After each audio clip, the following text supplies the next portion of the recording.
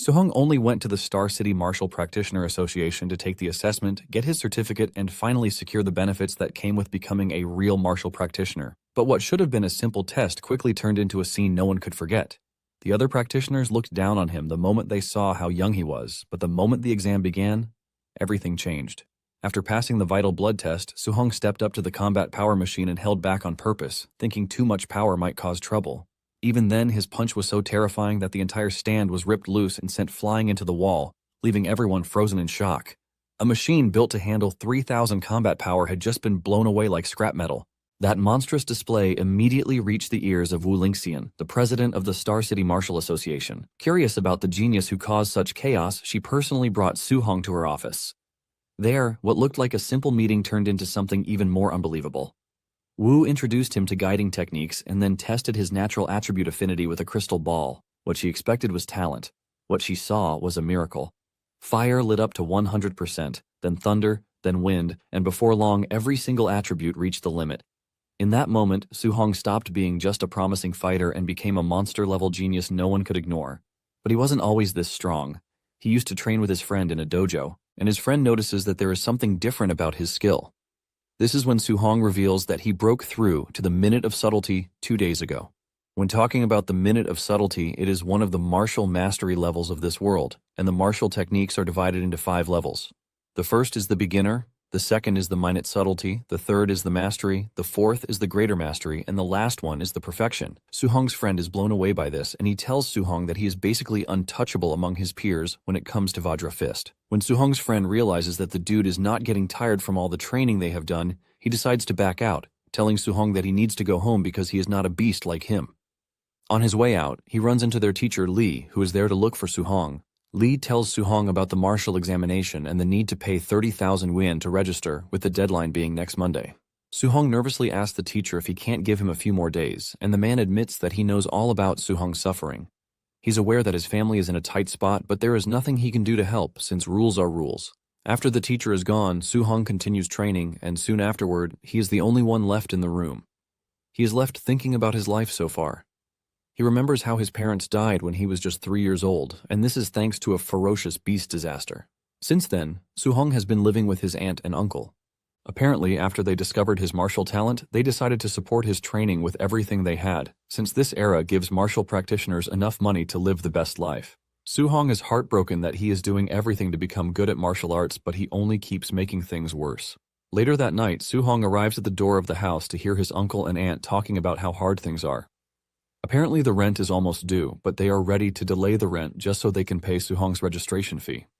They believe that Suhong is such a magnificent talent that they can't hold back. It turns out that his aunt is even suffering from an incurable disease, but she is ready to stop taking her medicine so that they can save a lot of money. However, his uncle refuses, telling his wife to keep taking her medicine while he takes on another job to support the family. Hearing all of these, Suhong almost breaks down in tears, but he is able to pull himself together, and he happily enters the house like he didn't just hear everything they were talking about. His aunt scolds him for training so late into the night, believing that he must be exhausted already. Suhong offers to help with the task they are doing, but they refuse, suggesting that he take his rest first. While lying on his bed, Suhong decides that he needs to start fixing things by himself because his guardians have sacrificed a whole lot for him. Since he is looking to make some cool cash, he figures out that there is only one place he can go as a martial cultivator. Later on, Suhong heads to the Martial Apprentice Arena Defense Challenge, which is an underground fighting arena. Suhong wears a minotaur mask on his head to conceal his identity, and the host tells Suhong that all he needs to do is win 4 consecutive matches to take home 60,000 yuan. However, he is not allowed to lose because if he loses just once, he will get nothing. The crowd is not entirely thrilled by Suhong's presence since it is the first time they have heard of him or even seen him. They mock him, saying he is playing with his life because the underground arena is not a place for rookies, unless he is looking for death. Seeing that the crowd is dulled by his presence, the female hostess urges Suhong to heat up the crowd. Suhong is totally new to things like this, and he asks the hostess how he is supposed to do this. She gives him ideas like taunting the crowd or even trash-talking them. Suhong follows her advice and screams out, telling the crowd that he is invincible while calling his opponents weaklings. This only makes things worse for him, since the crowd immediately concludes that he is arrogant. The crowd immediately switches up to his opponent, telling him to tear Suhong apart. Suhong finally understands why it is an underground arena because the killing intent is all over the place. However, He has no choice because this is the only way he can earn the tuition money, but he can only hope that his Vajra fist carries him through a few wins. Suhong analyzes his opponent and realizes that he is just an easy opponent. The dude makes the first move, leaping towards Suhong with a punch, but Suhong easily counters him by smacking his head into the ground, easily knocking him out. Suhong raises his hand in excitement, but the crowd is not entirely pleased with his display. In no time, the next opponent climbs onto the stage and he assures Suhong that he is going to beat the crap out of him because he was only lucky to have defeated his first opponent. With a quick analysis, Suhong realizes that the dude is actually quite decent, and he beckons to him to charge at him. The dude leaps towards Suhong with a fist, but this time, Suhong meets him halfway with his own punch. With this, Suhong figures out that the dude might be decent, but he is actually inferior to him in strength. The dude basically left himself open after one attack, and Suhong is able to capitalize on this, landing a kick to the dude's waist to send him flying. The dude is sent into the wall and knocked out immediately, ultimately giving Suhong 2 consecutive wins. Meanwhile, the man in charge is watching the whole thing unfold from his office, and he is surprised at how skilled Suhong is, even though he is not even a quasi-martial practitioner. Before they know it, Suhong has gone past his third opponent, with just one match standing in between him and 60,000 yuan. The man says Suhong is the perfect match for fixed matches, and his junior, who is wearing a fox mask, offers to go recruit Suhong. The man tells Mr. Fox not to reveal the fact that he has already advanced to a true martial practitioner. Meanwhile, Suhong already sees himself holding the 60,000 yen in his hands because he believes that he can handle his opponents with his minute subtlety-level Vajra fist. Just then, the fox, who is known by the crowd as White Fox, steps into the arena, and everyone is blown away. They are not entirely impressed with White Fox's involvement because they know that he is pretty strong. When Suhong hears that the dude is a quasi-martial practitioner, he realizes that it is going to be a tough fight, but he is not ready to lose. White Fox sees the uneasiness on his face, and he urges him to chill out, assuring him that he is going to go easy on him. The referee then starts the match, and since Suhong can sense that he is inferior to White Fox, he decides to go all out from the beginning. Their fists meet halfway, and the force from the punch immediately tells Suhong that he is wrong. He realizes White Fox is not a quasi-martial practitioner, but a genuine martial practitioner who deliberately suppressed his vital blood energy. Sweat runs down his body, and before he even knows what is happening, White Fox punches him into the distance with his Thunder Rush Fist technique, which is a triple resonance Thunder Rush Fist. Suhong crashes to the ground with the attacks ravaging his body. The crowd is blown away when they see this, and they conclude that Suhong is done for. The fight continues, and Suhong is forced to be on the defensive. White Fox continues to taunt Suhong, telling him to show his true self because he appears to be weak. Suhong, on the other hand, cannot even move from where he is, and he knows for sure that if this keeps up, he is dead. He is looking for an opening when White Fox lands a punch straight to his face that sends him flying into the distance. Suhong crashes to the ground with his face disfigured and the realization that he is slowly losing consciousness. White Fox places his leg on him, telling him that if this keeps up, he won't be able to get the prize money that was promised. However, he lets him know that he has an offer for him. He tells him to join them and starts throwing matches for them while collecting the match's full prize. Suhong confidently tells White Fox that he is not interested in something so shameless. White Fox's tone and expression change as he tells Suhong to rethink his decision because he can't refuse them. However, Suhong tells them that they need to cover their faces in shame because they call themselves martial practitioners with the sort of trash stunt that they are pulling. Since Suhong is not going to accept his offer, White Fox tells him that he is going to render him useless, so he won't be able to practice martial arts again. White Fox throws a kick at Suhong, but the moment Suhong realizes the gravity of what White Fox said, he pulls himself together and dodges the attack. He gets back on his feet with the fierce determination that he is not allowed to fail. White Fox is surprised to see that Suhong can still stand even though he just took the full power of his Thunder Rush Fist. Unknown to him, Suhong is driven by the will to become a martial practitioner so he can let his family live a good life. For a moment, he considers White Fox's offer, but he immediately trashes it again because he is not someone who would accept such a trash offer to build his future on. Suddenly, a status window appears in front of him, and the system asks him what he is willing to give for his family. Without hesitation, Suhong replies that he would give everything. An overwhelming aura swirls around his body, and he suddenly finds himself in a strange space. There is a giant golden figure in front of him who tells Suhong that he is going to give him a chance. Suddenly, a golden status window appears in front of Suhong, which displays Suhong's stats and techniques. Suhong wonders if it is a touchscreen, but he immediately confirms that it is with just a touch of his hand. He checks out the task section, where he finds a task named Path of the Arena. He is expected to hone his martial arts in that space and then return outside to deal with White Fox. Since it is the newbie tutorial, he is informed that there is no reward for it. Suhong is wondering what the task is all about when his clone appears behind him and throws a punch at his head. Suhong barely dodges it and realizes that his clone is using the same skill as him. In fact, his clone's skill appears to be even more refined than his, which is more or less a textbook standard. Since he has gotten himself a worthy opponent and an example to learn from, Suhong decides to throw everything into it. Suhong goes after his clone, but the clone easily dodges his strike before landing a counterattack that shifts Suhong backwards. Suddenly, Suhong realizes that the progress on his technique has increased to 10%, and it was 7% before the duel began. This is when Suhong realizes the simple truth that his clone can help him master his technique faster. Suhong dashes toward him and they start exchanging blows, with each punch increasing the mastery of the technique. Before he knows it, he masters a bunch of techniques just from training with his clone and getting a beating from himself. After a rigorous session, he finally gets a congratulatory message from the system telling him that he has completed the task. He is asked if he wants to return to reality, and he says yes. Back in reality, White Fox believes that Suhong is just playing around by acting all cool and mysterious. He dashes towards Suhong, swinging a punch at his face, but all he catches is Suhong's afterimage.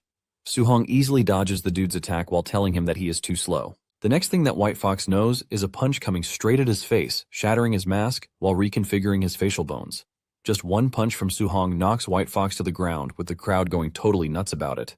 Suhong then turns to the hostess, asking her when he is going to get his money because he just won his 4th match. The lady is totally startled by what she just witnessed, and she takes her time before announcing Suhong as the winner, while revealing that he is going to be given the 60,000 yuan reward. The owner of the establishment is blown away by what he just witnessed, leaving him to wonder how a martial apprentice is able to master the Vajra fist technique. The man then tells 2 of his men to follow Suhong so that they can find out who he is. On his way back home, Suhong quickly catches on to the fact that he is being followed, and he wastes no time engaging in a maneuver tactic that throws the dudes off his tail. They are left wondering where he disappeared to, but unknown to them, he is hanging right above them. An hour later, Suhong returns home, and he gives his guardians the money he just made.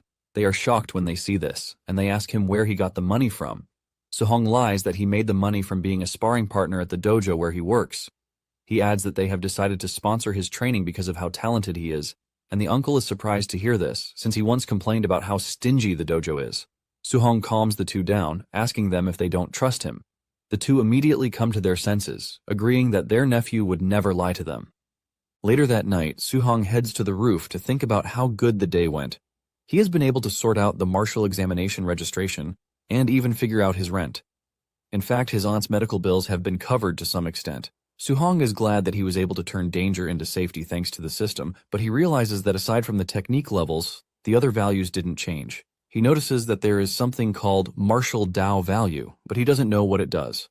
The system tells him that defeating an opponent that is above his level would give him 67 martial Dao value points, and this can be used to increase vital blood and martial techniques, so he should use it wisely. Suhong decides to try it out immediately, and he increases his vital blood, which immediately reflects on his body. His vital blood jumps to the 90 mark, and he realizes that he has reached the quasi-martial practitioner level. He decides to add all the points he has to vital blood, and he immediately notices an increase in his physical strength, while most of his injuries have fully recovered too. Since he is sensing an overwhelming power in his body, he figures out that getting a good place to try it out is the best way out. He decides to head to the school's martial training ground, where there is a combat power tester. Moments later, he arrives at the Star City No. 1 high school martial training field, where the device is located. It turns out that it is a Tier 1 combat tester, and he decides to use 70% of his punch power to try it out. He takes a deep breath before punching the device, and to his dismay, he destroys it. Suhong knows he is dead if they find out that he is the one who ruined the machine. At the same time, he just concludes that the machine is bad, which is why it got damaged too easily. Suddenly, he hears someone coming in his direction, and this is because they heard the noise from the tester. It turns out to be the principal, and the old man almost loses his head when he realizes that the school's test has been smashed. He immediately concludes that this is the work of the 2 school geniuses, Chen Shan and Li Tu. The principal decides to teach the 2 a lesson when the school resumes. Later on, the students gather at the school gym, and Suhong notices that Chen Shan is all beaten up. He asks his friend what happened, and he tells Suhong that Chen Shan was beaten because he smashed the field tester the night before. Suhong cannot even say anything to this because he realizes that the old man made sure to make Chen Shan take the fall. Just then, the principal shows up, and he screams at the students to keep their mouths shut, telling them that he invited one of his comrades in arms who is a Tier 3 martial practitioner. Basically, he is there to teach everyone a C-rank martial art, the Thunder Rush Fist. The students are blown away by this because this is the first time they are going to be seeing a Tier 3 martial practitioner. Apparently, outside dojos usually charge hundreds of thousands for teaching C-rank martial arts, but they are about to get it for free in the school. Suhong, on the other hand, remembers that it is the same technique that White Fox used during their match. Suhong admits that it is quite powerful since it is a triple resonance punch. Since the opportunity might only come once, Suhong plans to make the best of it. The trainer then tells the students to pay attention because he is only going to demonstrate the skill 10 times from start to finish. He lets them know that how much they learn about it is up to them. Without wasting time, the trainer begins the demonstration and he throws one punch while explaining that the Thunder Rush has several levels. Basically, each punch produces one thunderous boom, and at mastery, it produces 3 resonances. At minute subtlety, it produces 5 resonances, and at greater mastery, it produces 7, which is the trainer's current level. However, he lets them know that if the technique is perfected, it can produce 9 resonances. Nonetheless, he tells them not to rush themselves because even if it is only the beginner level they reach that day, it is enough. The trainer then tells them to follow his example as he starts the second demonstration. Hours later, the students are already exhausted, and no one has even been able to get it. Surprisingly, Suhong is no longer in the hall and his friend wonders where he has disappeared to. Moments later, Chen Shan reaches beginner level, and he remains the only person who did among the students. This further proves his status as the genius of the school.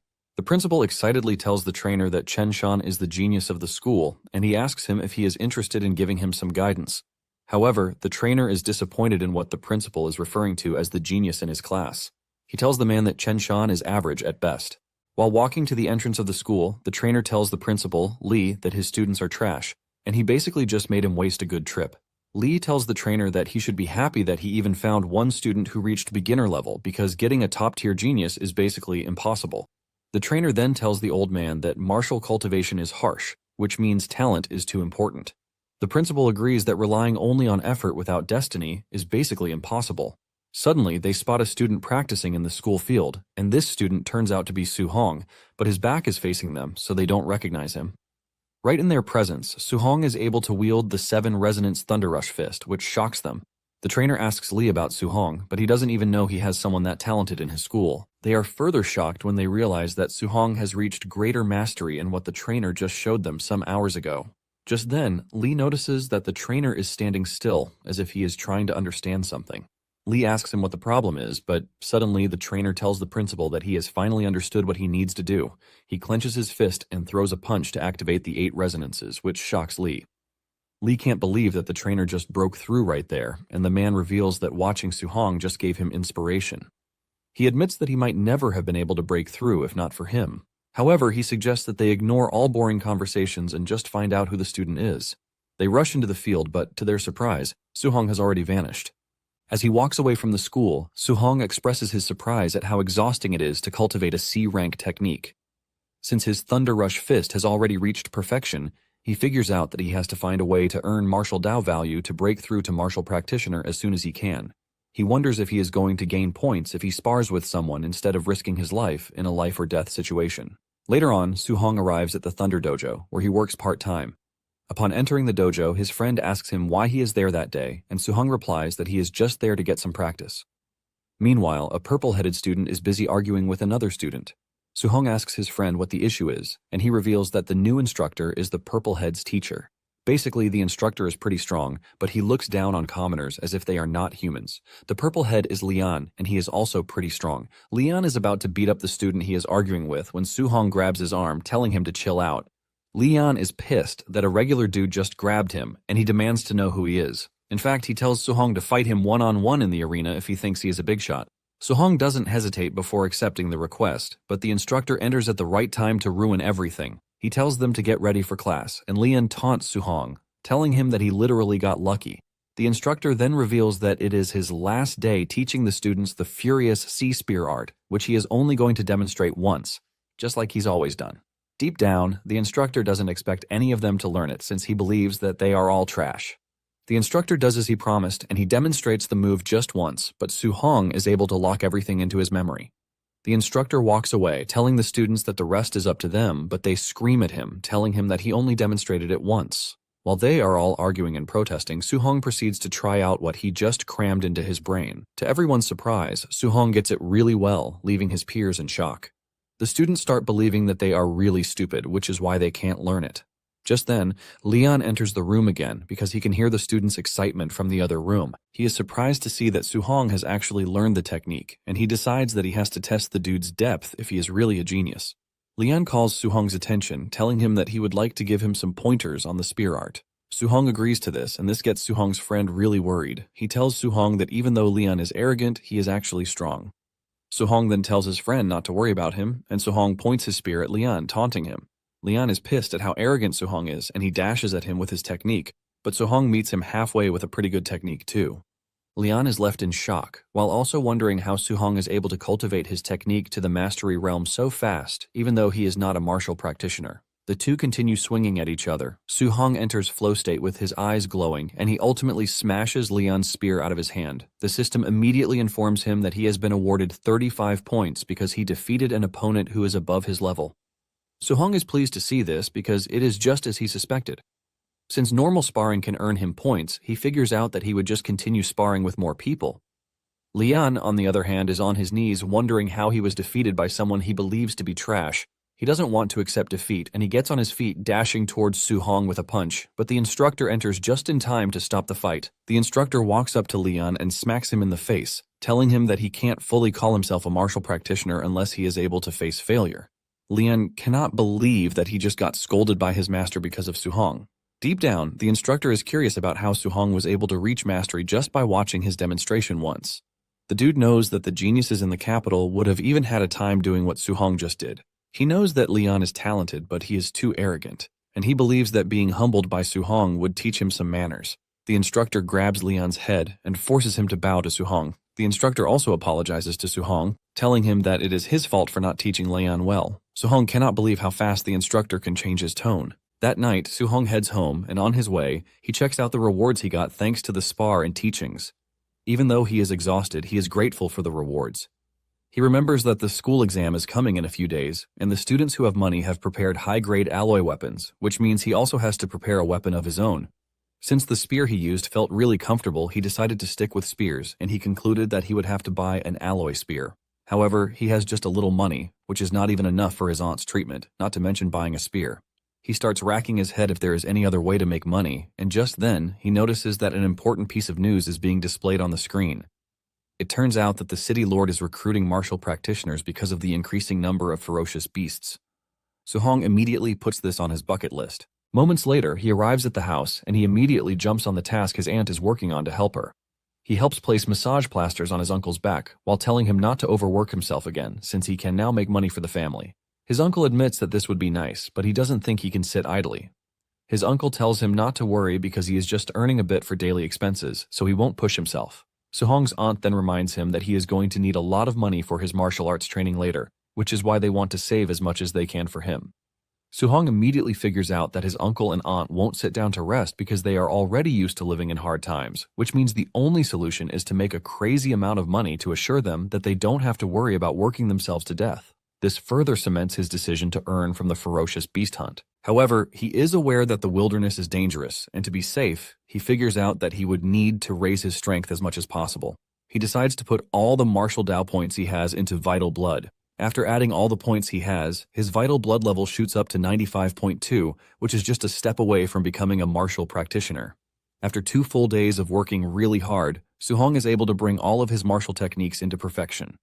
Since his preparations are now complete, he figures out that it is time to leave the city to hunt beasts. That Saturday, Suhong heads to the Star City Martial Practitioner base, and since it is his first time coming there, he is surprised at how far it is. Upon entering the base, she realizes that it is filled with martial practitioners that one won't see every day. Suhong picks up a manual where he learns of the points awarded to each ferocious beast defeated from Tier 1, early stage, down to the late stage. It turns out that after killing a ferocious beast, one is required to cut off its left ear as proof or the kill won't be counted. He is looking around when he notices a group entering the base. The big guy among them carries a big bag on his back which is obviously filled with left ears. The arrival of the group catches everyone's attention, and leading the group is a blonde-haired fellow, Yeah. Suhong notices something strange about his aura and his outfit, which makes him believe that Yeah is White Fox from the underground arena. It turns out that the practitioners don't really like Ye, and most of them would have beaten him up if his uncle wasn't the base manager. Ye soon notices Suhong standing in the distance, and they lock eyes. Suhong immediately figures out that he has to worry about humans while also worrying about beasts. After he is done settling his affairs, Suhong tells the official that he is heading out alone, and the official believes that Suhong is just going to die in the wilderness because he is trying to prove that he is tough. As he steps into the woods, Suhong makes a decision to return with a bag full of monster ears. 2 hours later, Suhong is already getting frustrated because he has walked around without sighting a single beast. Since he's walked around the outskirts with no luck, he decides to go deeper into the forest. He hasn't even gone that far when he runs into a phantom moonwolf, which is a Tier 1 early-stage ferocious beast. It is his first time seeing one physically, and the beast wastes no time leaping toward him with clear intentions of tearing him apart. With the beast charging in recklessly, Suhong meets it halfway with a powered punch that sends it flying into the tree. With just a punch from Suhong, the monster is sent to the afterlife. Even though he is trembling, Suhong cannot help but admit that it was a thrilling experience more than he imagined. He realizes that with his current strength, he can kill a Tier 1 early-stage ferocious beast in one move, which leaves him wondering how he would fare against a Tier 1 mid-stage. Meanwhile, he is being stalked by another monster that is watching from deep into the woods. Suddenly, the monster makes its move, and it turns out to be a furious black bear, which is a Tier 1 mid-stage ferocious beast. It leaps toward Suhong, aiming to catch him off guard, but Suhong takes it down relatively easily too. With this, Suhong concludes that he is not in any sort of danger as long as he doesn't run into Tier 2 ferocious beasts. Suhong cuts off the bear's ear, and he smiles because he has just secured 3,000 bounty. Just then, the system tells him that he now has enough martial Dao points to break through to a martial practitioner. Suddenly, he feels an overwhelming presence in the distance, which catches his attention. This leaves Suhong wondering what type of beast could emit such a terrifying presence. He decides to go check it out, and he dashes toward where the aura was coming from. By the time he gets there, he finds a group of martial practitioners getting torn apart by a scary black jade giant python, which is a Tier 1 late-stage ferocious beast. One of the martial practitioners tries to block the serpent with his shield, but he gets smacked into a rock, ultimately relieving him of his life debt. Before he knows it, he realizes that the snake has locked onto him. The snake rushes at him, forcing him to frantically leap backward. However, the snake is so fast that it is able to close the distance in no time, landing a hit that causes Suhong to cough up blood. Suhong cleans the blood in his mouth, and he grabs the spear of one of the dead practitioners, telling the dead fellow that he would like to borrow his spear. Suhong then stands fearless in front of the snake, but this only makes the snake even angrier. The snake comes after Suhong with ferocity, forcing Suhong to run. Basically, defeating this type of monster would take a bunch of martial practitioners working together. However, all of his martial techniques have reached perfection, and he can easily kill a Tier 1 mid-stage furious black bear, so he believes that he has a chance against the python. Suhong engages his movement techniques to try to get the edge over the snake before hitting it with spear art. The spear passes through the snake's body, causing it to scream out in pain. The spear comes out from the other side, and Suhong quickly goes after the spear. He pulls out the spear and hurls it at the python again. This time around, the spear pierces the snake's neck, leaving a hole in it, while the python gets even angrier. The snake violently goes after Suhong, trying to catch him off guard, but Suhong is too agile for the snake to catch. Because of the size difference between them, Suhong knows that it is pretty difficult for him to land a killing blow in one strike. Since it has come to this, he figures out that he can only weaken the beast as much as he can until he is able to deliver the killing strike. While dodging the snake's movements, Suhong lands a powerful punch to the snake's body before going after his spear again. Suhong has been creating distance between himself and the snake after every attack, so he can find another opening to strike again. Even though the method is draining his stamina, he has no choice because it is the only safe method that he can use. While he is panting like a dog, Suhong notices that the snake is already getting exhausted too. Suhong is convinced that he can defeat the snake after a couple of exchanges. This motivates Suhong, and just as he's about to start another phase of attack, he senses something strange behind him. He looks behind to see the big guy on Ye's team leaping toward him with a punch. Suhong manages to raise his arm just in time to block the attack, but he is sent flying into the distance thanks to the heavy punch.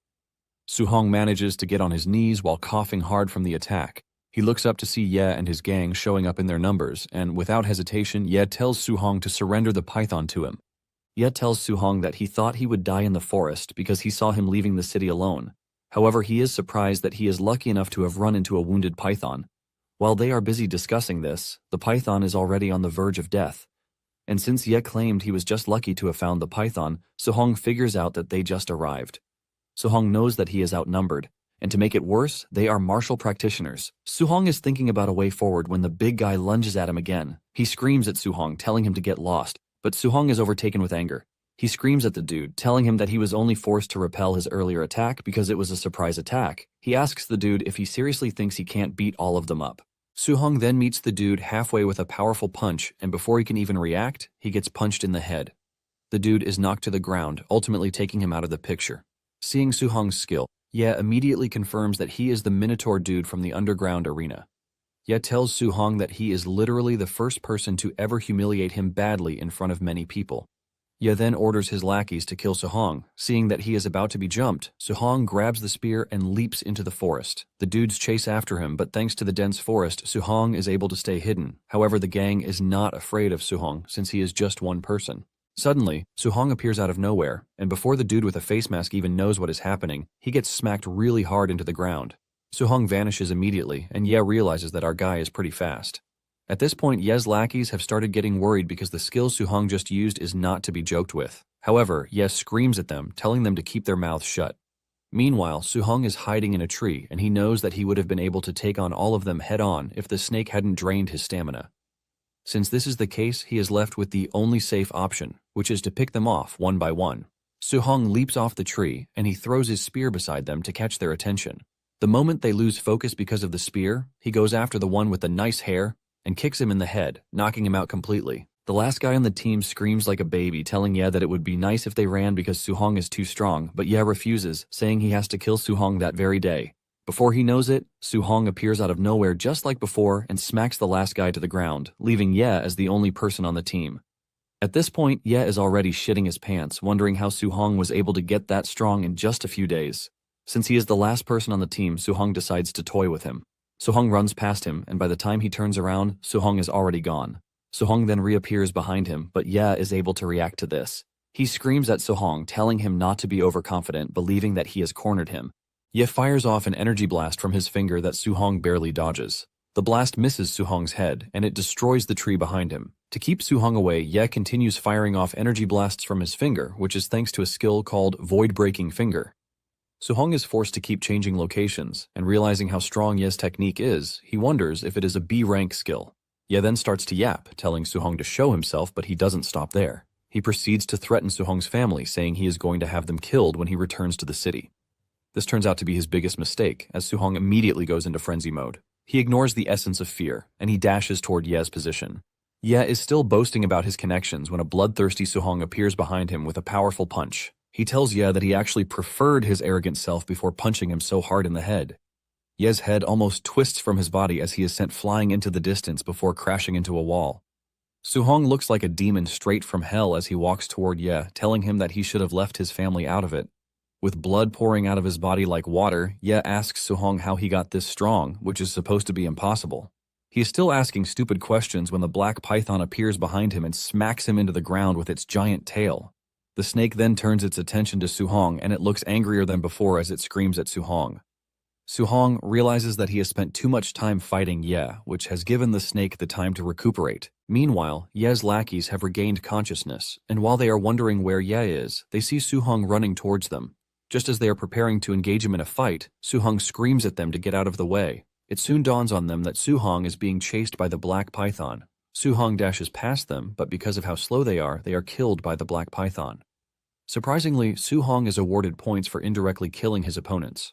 Suhong is shocked that he can also earn points this way, and this reminds him that he now has enough points to break through to become a martial practitioner. He decides to find a safe place for himself, and he soon notices a cave in the distance.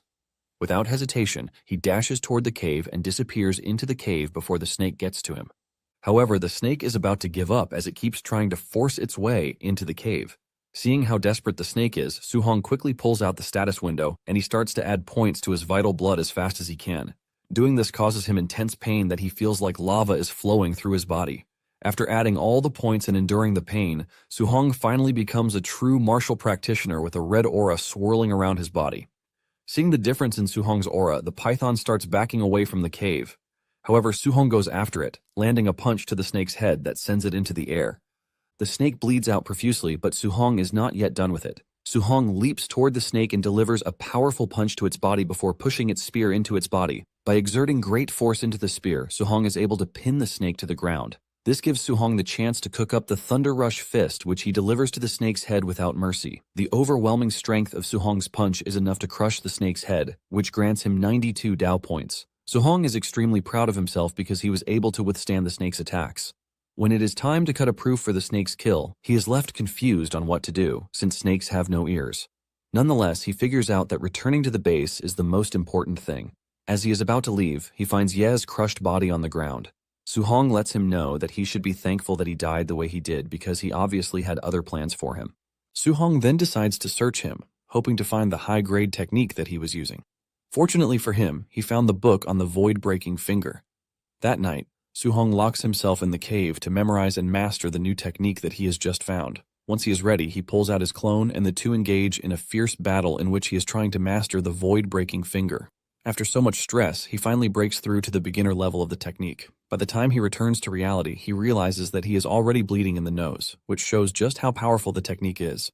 Su-hong decides to find a monster to test out the power on. 3 days later, Su-hong is still busy hunting down monsters with the new technique. He confidently fires off an energy blast into a brown bear, charging toward him, and this easily destroys the bear. Confident that he has mastered the skill, Su-hong concludes that it is time for him to head back to the base. He makes his way to the counter where everyone is documenting their kills. He drops his bag, and the attendant checks it out. She starts calling out the monsters that were defeated by Su-hong, shocking the other practitioners standing around. It turns out that Su-hong was able to take down monsters worth 406,000 points. This is when it dawns on Su-hong that he overdid it because he was looking to just hunt a few in the first place. Suddenly, a side of the wall in the base is destroyed. The practitioners are surprised to see that they are getting attacked when there are literally a bunch of them lying around. Just then, the person who destroyed the wall shows himself, and it turns out to be Ye's uncle, who is the base manager. The practitioners are surprised to see that old Ye is pissed, and the officials ask him what the issue is. The old man then reveals that his nephew and all of his gang have been killed. The crowd is shocked to hear this, but deep down, they are not concerned because Ye was a douchebag when he was alive, so most didn't really care. Old Ye then mentions that a B-rank technique was taken from Ye's body, and he wants everyone on the base to be searched before they are permitted to leave. Su-hong maintains a straight face while thinking about everything that happened in the woods. He is confident that the corpses can't be traced back to him, since the python was the monster that killed Ye and his team. Su-hong is thinking about this when old Ye suddenly locks eyes with him, shocking him. Old Ye then turns to Su-hong and tells him that he is aware of his latest feat of taking down beasts as if they are nothing, which gained him over 400,000 points. One of old Ye's assistants tells him that she checked Su-hong's stats and it was barely fit to be a Tier 1 early stage, so there is no way he killed that many beasts. The lady believes that Su-hong only picked up Ye's backpack, and she suggests that they search Su-hong. 2 bodyguards walk towards Su-hong with an intimidating aura while telling Su-hong to cooperate. Just as they are about to reach him, Su-hong points his spear at them before they can even realize. They ask him what he is trying to pull off, and Su-hong reveals that he is a student from Star City No. 1 High. He asks them if they are really willing to search him.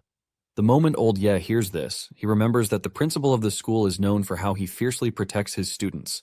He knows fully well that the principal is no joke, so it won't make sense to cross him. However, he believes that Su-hong is quite suspicious. Old Ye secretly admits that Su-hong might be a genius if he were the one who hunted down all the beasts, which means wrongly accusing him might cause problems for them. Old Ye then moves over to Su-hong, telling him how Ye and his team were ambushed. He adds that a technique was stolen from them and they would need to search him. Su-hong then decides to add a clause to the whole thing.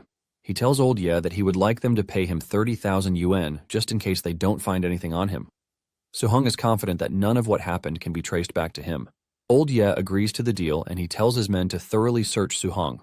After they are done searching him, they find nothing, and Ye tells them to give Su-hong the 30,000 yuan that he owes. Su-hong is glad that everything is going pretty well, and it is thanks to the fact that he burned the book before he even left the forest. After he has been searched, Su-hong prepares to leave, and he has his next plans mapped out already. Su-hong then heads to the inn of the martial practitioner base. Once he's settled in, he decides to use his points. He is shocked to see that he has that large a number of points in stock. However, he is left confused about what to choose. He realizes that the mortal body and spirit haven't received any upgrades since the start. Since he is curious, he decides to try it out, and he dumps his points into the spirit and mortal body. After filling the mortal body with enough points, he decides to push the rest into the spirit. This is enough to cause severe changes in his body that Su-hong can even feel. The spirit skill is about to transform him into a muscular man, but Su-hong is able to dial it down. He is thankful that he got it under control because there is no way he would have been able to explain it to anyone. 1 hour after this, Suhong heads to the Star City Martial Practitioner Association. He meets with the attendant at the reception, telling her that he is there for the Martial Practitioner assessment. The lady attends to him calmly, telling him that a staff member will soon show him the way. Just as said, a staff member shows up to lead him to the section where he is going to take the test. As he walked past the other practitioners, they were all surprised that a kid like him was coming to take the test. The staff informs Suhong that a Tier 1 martial practitioner needs 100 vital blood and over 1,000 combat power to pass the exam. The practitioners who see him believe that he is just there to give the whole thing a trial. Upon arriving at the testing center, Suhong watches as some fellas fail the test. However, one candidate, Li Ming, passes right in front of him with a combat power of 1,000 points. It turns out that he is Jiang Ming's student, and Ming is Leon's instructor too. Ming is surprised to learn about this, wondering just how many disciples he has. The dude then arrogantly tells Suhong that he is up for his test. Li Ming believes that Suhong is going to embarrass himself because he believes he has a chance.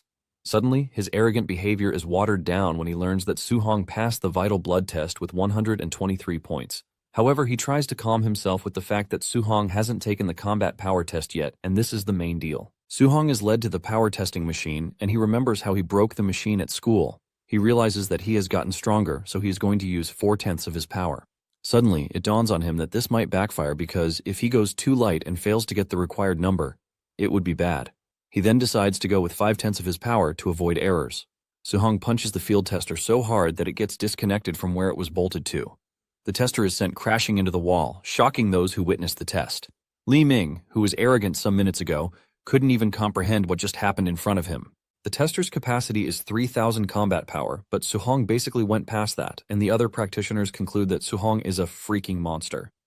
Meanwhile, the president of the Star City Martial Association, Wu Lingxian, is seen in her office complaining about the lack of geniuses. She is worried that her position as president would be threatened if she can't provide one very soon. Suddenly, one of the officials came rushing into the room, telling her that a monster had just appeared at the martial practitioner assessment. Wu's head immediately goes into overdrive when she hears, because it is just what she wanted. Later on, Suhong is in the hall taking instructions from one of the staff. He tells him that he is going to get a practitioner identity, while also receiving an allowance. Suddenly, Wu shows up at the top of the stairs, telling her subordinate to hand Suhong over to her. The dude is shocked that the president shows up just because of Suhong. Wu introduces herself and tells Suhong to follow her. Suhong acknowledges the order, but he is impressed at how young the lady is, and she is already a force to be reckoned with. Upon arriving at the president's office, Wu talks about how Li told her that he had no geniuses in his school, but it turns out to be a lie. Suhong then asks the lady why she brought him to her office because he only came to register as a martial art practitioner so he can collect his allowance while getting a guiding technique. Wu urges Suhong to relax because she has already told the staff to handle the martial practitioner certificate and his monthly allowance. And for the guiding technique, she tells Suhong that she is going to teach him personally. She asks him how much he knows about guiding techniques, and Suhong explains what he learned in the books. Wu lets him know that what the textbook said is not entirely wrong, but she reveals that the guiding techniques are far more than just cultivation methods. She uses her heavenly flame guiding technique as an example, saying it absorbs fire attribute spiritual energy. Although it strengthens the body, it also imbues her attacks with flame attribute destructive power. She tells him that if he can externalize the said attribute, he can extend his attack range. However, for a Tier 1 martial practitioner like him, she tells him that carrying a trace of it is already impressive, so he doesn't have to break his back wrapping his fist in the attribute as she just demonstrated. Suhong is shocked when he realizes that guiding techniques can be used for attack because he had only thought they were for absorbing spiritual energy to cultivate. He is surprised that the textbook he read never mentioned something like this. Wu continues by saying there are 7 spiritual energies of heaven and earth. There is metal, wood, water, fire, earth, thunder, and wind. She says they all have their strengths and weaknesses. But when it comes to raw attack power, thunder ranks first, metal comes in second, and fire is third. She then tells him that the guiding technique that he is able to cultivate depends on his affinity. Suhong gets the hang of it a little and realizes that one can actually choose whichever guiding technique they want to practice. Wu places a big ball on the table, telling him that it is a crystal ball, which is used for testing affinity. She mentions that the larger the glowing area, the higher the affinity. Apparently, ordinary martial practitioners usually get nothing above 30%.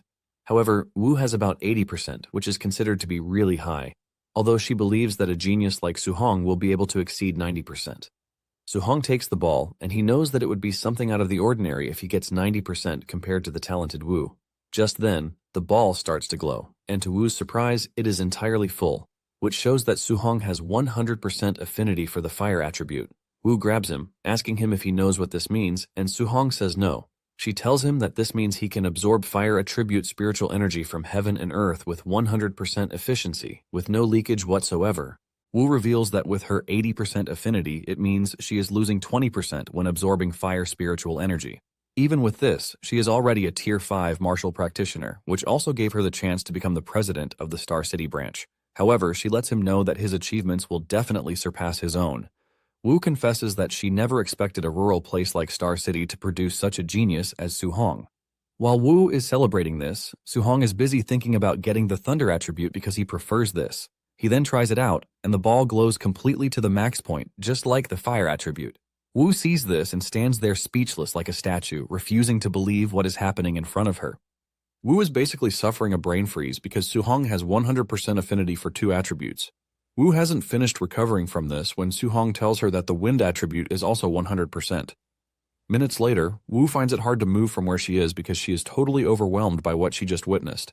Basically, Su-hong has an affinity for all of the attributes, and to make it worse, they are all 100%. She has always thought of herself as a strong martial artist, but now that she is standing before an anomaly, she realizes that she is just an ordinary fellow. A flashback scene shows Wu taking on a giant monster that was ravaging the city, and it then dawns on her that to defeat such an overwhelming existence, someone with an equally scary power is needed. Wu is completely lost in thought before Su-hong mentions that it would be a waste for him to cultivate only the thunder attribute while leaving the others. Su-hong then asks Wu to give him some advice concerning the guiding techniques. Wu then tells him that one has a limited energy, so it is better that he focuses on 1 or 2 at most. Apparently, there was someone in the past who tried to cultivate all 7 guiding techniques at once, but after decades, the fellow was still stuck at a Tier 1 martial practitioner. Su-hong then tells the president that he can't make up his mind at that moment, which is why he wants to try all of them first, so he can know which one to focus on. Wu agrees to this, but urges him not to mess around and eventually waste his talent. Just then, Wu mentions the school exam that is coming up. Su-hong asks her why she is talking about the school exam, and she explains that recently, the friction on the myriad races battlefield has been intensifying. She mentions that war between the myriad races and humanity could break out at any moment. Thanks to this, every nation is pouring massive resources into forming genius training camps, and she has one that she wants to recommend for him. However, he has to take first place in his school's monthly exam so she can secure a recommendation slot. Su-hong is overwhelmed by the information, and he remembers that a myriad race war was what took his parents' lives. Remembering this, Su-hong assures the president that he is going to try his best because he is not about to allow the tragedy of the past to repeat itself, so he has to become stronger to protect everyone around him. Later that night, Su-hong arrives home to tell his parents about the development of things. The two are glad to learn that their ward has finally become capable. Su-hong explains to them that as a Tier 1 martial practitioner, he's going to get a 10,000 yuan allowance every month. He then tells his uncle that he doesn't have to work himself to death anymore. His uncle is happy to hear this, and he concludes that Su-hong is the pillar of the family, so whatever Su-hong says, he is going to listen to him. That night, Su-hong heads to the roof as usual to try out the fire attribute. He is able to shoot out smoke, which counts as a beginner in the guiding technique. Just then, a guiding technique section appeared on the status window, and this confirms Su-hong's suspicion that he has already learned it. Just then, he notices that there are levels to the technique. This comes as a surprise because Wu never mentioned anything of the sort. However, it soon dawns on him that the guiding techniques can only be leveled up by him, and this creates a level of excitement in him. However, he doesn't know how the level up happens. He wonders if they can be leveled up using martial Dao points too. Since he doesn't know how this works, he decides to cultivate the rest of the guiding techniques first. Su-hong then sits down to focus on the guiding techniques, but several hours later he hasn't made progress because the 7 different attributes repel each other. He then remembers the genius Wu mentioned, who was stuck in Tier 1 even after decades. Even though all 7 attributes are present inside him, he can only mobilize 1 attribute at a time. Anytime he tries to force a second attribute into it, it clashes violently and then disappears. Since Su-hong knows that thunder and fire are similar, he decides that he is going to try to cultivate them together. Hours later, Su-hong wasn't able to carry out his desired result. This continues till the next day, but Su-hong is able to tame both thunder and fire at the same time. Su-hong creates a fireball with lightning in his hand, and he is proud of himself because after trying the whole night, it finally worked out. He decides that it is time to test out the new power. The following day, he heads down to the test field where he is to test his power on the Tier 3 combat power tester. Since he used 5/10 of his power the last time, he decides to use 3/10 this time. Suhong punches the tester hard, and surprisingly, the mark was above 2,000. Suhong finally understands how strong he has become. He then decides to combine the power of fire and thunder to see what will happen. He punched the machine again, and this time it broke. Suhong realizes that his power is quite terrifying because he has gotten an extraordinary power from fusing two abilities. Suhong is already thinking of what would happen if he got his hands on the 7 attributes. Suhong then returns home to try to fuse 3 attributes together, but it fails because it is even harder. He has tried all the combinations that he can, but there is no progress whatsoever.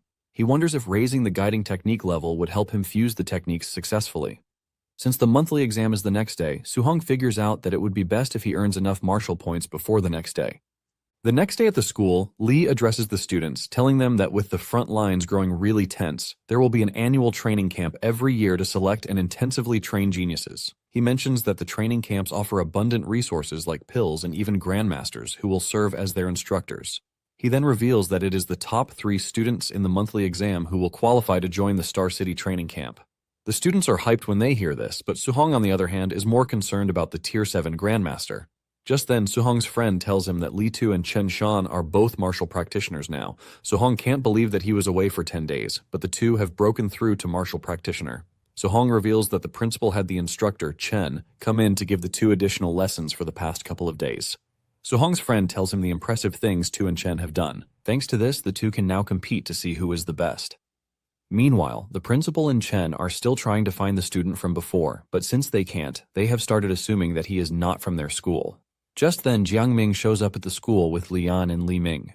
He teases the principal, telling him that the quality of students that year doesn't look too good. The old man asks Jiang what he wants, and he reveals that he brought his 2 disciples to spar with the students so that they can be taught the proper way of things.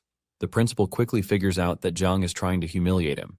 However, if he refuses the offer, it would mean that he is admitting that his entire school has no real talent. The principal is thinking of what to do when Lian notices Suhong among the students in the distance. Lian quickly calls Jiang's attention to this by whispering in his ear. Jiang also turns in Suhong's direction, and the moment he confirms that he is the one, he freaks out because he never expected him to be from the number 1 high. Jiang immediately figures out that it would be better if he withdraws because none of his disciples would be able to take on Suhong. Jiang teases the principal, telling him that he was only joking while telling him that his dumb disciples can't compare to the quality students that he has in the school. Chen and Li almost explode from anger when they hear this because they believe that Suhong is mocking them sarcastically, but little do they know that Suhong has seen something that is beyond his power. Soon afterward, the exam begins and Suhong is facing a dude named Peng. Everyone believes that Suhong is doomed because his first opponent is a quasi-martial practitioner. Suhong's opponent even teases him, asking him if he is prepared to step down, but before he even finishes his statement, Suhong smacks him to the ground as if he is nothing. The crowd is left in shock when they see this because Suhong basically one-shotted a quasi-martial practitioner. They believe that it is a fluke until Suhong continues defeating all of his opponents pretty easily. Before they know it, he has reached the finals, leaving the adults wondering where he came from in the first place. Li blames himself for not noticing such an incredible talent all this time. The instructor then mentions that he must have seen Suhong somewhere before because he looks really familiar. Meanwhile, Chen Shan and Li Tu are still fighting each other to know who is going to get to the finals. Because of how equal they are in strength, it is hard to say it is a particular person who will win. While they are busy fighting, they are still taunting each other about who is the strongest and who is the second strongest in the school. Just then, Chen externalizes his attribute to wrap fire around his fists, shocking those who are watching. They are blown away because fire is only second to thunder when it comes to destructive power. Tu then shocks everyone by externalizing his own attribute, which is metal, and it is more powerful than fire when it comes to destructive capabilities. Tu goes after Chen, delivering fast-paced attacks that shock everyone. Chen feels the heat of the attack, and the teachers realize that Tu has been hiding his true depth from the beginning, which is why he is able to defeat Chen. The instructor commends Tu, saying he was able to master the attribute externalization in just 10 days, while also making it to minute subtlety. The old man then concludes that there is no need to watch the finals because with minute subtlety, Suhong has no chance against Tu. The instructor agrees with him, saying Suhong might have had a chance if he had a guiding technique. Just then, one of the instructors bets 50,000 on Suhong, and the old man quickly takes him up on his bet. Soon afterward, Suhong and Tu meet in the finals. Tu teases Suhong, telling him that he was lucky to have reached the finals because he didn't meet him or Chen on the way. However, he lets him know that his run of luck has come to an end. Suhong keeps mute because he is happy that he is finally getting a good human to beat up after fighting beasts for so long. Tu tells Suhong that he should be proud because he can call himself second best in the school since he made it to the finals. Suhong taunts him, asking him who is first, and Tu lunges toward him, saying it is obviously him. Tu unleashes a 5-resonance thunder rush fist that shocks the spectators. Instead of dodging the incoming attack, Suhong decides to stand around to test out his physical prowess. The students shout at the referee, telling him to save Suhong because he is about to be obliterated. Suhong then jumps at Tu and the two start exchanging punches. Tu is shocked when he realizes that Suhong is able to stand against him with a skill of his own. Suhong maintains the intensity, and Tu realizes that Suhong is no child's play because every punch from him feels really heavy. The spectators are left in awe because Suhong isn't using any martial technique, but he is able to match Tu blow for blow. This tells the crowd that Suhong's strength is no child's play. The instructor believes that Suhong has a unique physique because there is no way his power is that exaggerated. Lee is excited that his trash school is able to provide a genius at last. As the battle continues, Tu tells Suhong not to believe that he has a chance because he will come out as the winner in the end. Seeing how desperate Tu is to win, Suhong realizes that his physical strength is not enough to win against him, so he might just go all out against him too. Suhong then tells Tu that he is going to get serious with him since he showed him his full power too. Suhong then externalizes his thunder attribute as he dashes toward Tu. Fear grips Tu when he sees this because he wasn't expecting Suhong to have a trump card. Even the spectators are left wondering what might be going on. The teacher screams out like a frog when he sees how Suhong is handling the thunder technique. Moments later, Tu realizes that he is getting overwhelmed by Suhong's technique because his thunder attribute is stronger than his metal attribute. Suhong lets Tu know that he is going to get serious with him by showing him his trump card. He unleashes 9 resonances on Tu, ultimately trashing him. The students are initially stunned by what happened, but when they finally digest how Suhong won, the crowd goes wild. Seeing how he just used 9 resonances, Lee and the instructor also figure out that Suhong was the student who vanished from their sight that day. The principal tells the instructor that they are not witnessing just a genius, but the dragon star of the school. The instructor chuckles nervously, saying the privileged geniuses at the training camp are about to be hit with a brutal shock. He compares Suhong to a dragon that is meant to soar, not to sink in a pond. The principal agrees with him, saying Suhong is meant to shine on the international level, not a rural place like Star City. That night, Suhong returns home with a smile on his face, and when his guardians ask him who took first in the school, he proudly reveals that he is the one. His uncle asks him if this means that he is going to the training camp, and he says yes. Just then, they hear a knock on the door, and when they go to the door to investigate, they meet an arrogant woman who reveals that she is Lin Nian's mother at Suhong's school. Since the school usually sends the top 3 to the training camp, and her son took 4th, she tells Suhong that she is interested in paying him to give up his spot for her son. She pulls out 30,000 yuan like it's some kind of big money and tells Suhong and his guardians that this is what she is ready to pay. She expects them to jump at the money, but the cold expression on their faces shocks her, and she screams at them, telling them the competition is a brutal one where people can die. She continues by saying those who participate in the training camp are known to consume high-grade pills like candy while using high-tier techniques as if it is nothing. Suhong's mother hears this and she fears, forcing her to ask Suhong if it is really dangerous, just as the woman said. However, the uncle urges his wife to chill out. He then asks Suhong if he can promise that he is going to be safe, and Suhong assures him that he will. The woman is surprised that the man believes the child's guarantee, and the man lets her know that it is his own decision, so he has to trust him. He adds that there is no reason for him to call Suhong his family if he doesn't trust him. Without further argument, they slam the door in her face, leaving her embarrassed. She walks away in anger while telling the family that Suhong is going to get eliminated. After she is gone, Suhong apologizes to his uncle, telling him that he never meant to hide the danger from him, and his uncle assures him that it is fine. He mentions that he is a rough man, but he is more educated, and he understands the training camp better. Suhong's uncle tells him that since he has made up his mind to face the difficulties, he is ready to support him. Suhong's aunt smacks her husband before telling Suhong that all they care about is that he returns safely. Later that night, Suhong heads to the roof to think about his future journey. He knows that his guardians are only worried about him, which is why he can't even let them down. He concludes that he has to get stronger to protect his hard-earned peaceful life. Suhong then checks out the status window, and he realizes that he has 285 Dao points currently, but this is not enough for what he wants. Since he doesn't know what kind of monsters he is going to face at the training camp, he decides to prioritize his physical combat power.